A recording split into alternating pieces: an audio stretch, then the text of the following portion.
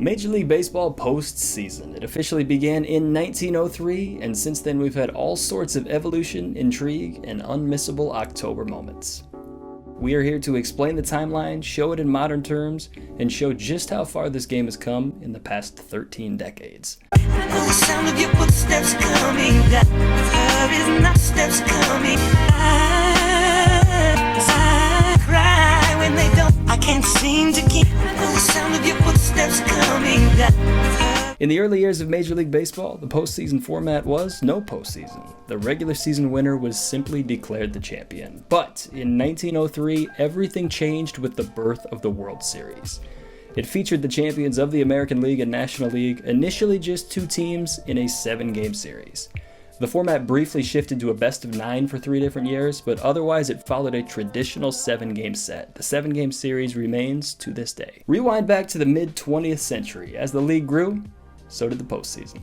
In 1969, MLB introduced the League Championship Series. It was essentially a semifinal round to the World Series, which allowed more teams to participate. At this point, both leagues had East and West divisions, and all 4 division winners made it to the playoffs. Fast forward to the 1990s, and then we witnessed the inception of the wild card. With more teams and divisions, the Central divisions joined the East and West in each league. Now with 6 total division winners, MLB allowed the next best remaining team from each league to round out a field of 8. The wildcard team would play the best division winner from their league, but if that team was a division rival, they would then play the second best.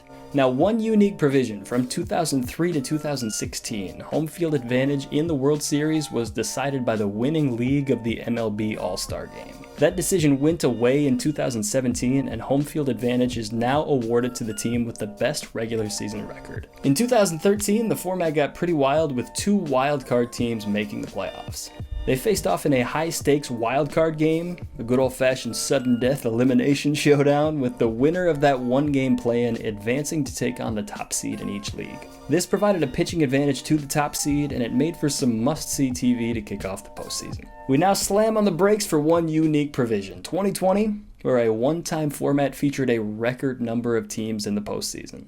The COVID year was its own animal, and the postseason followed suit. Division champions rounded out the top 3 seeds in each league, and the next 5 teams in each league rounded out a field of 16. This is the only year in MLB history where more than half the league made the playoffs.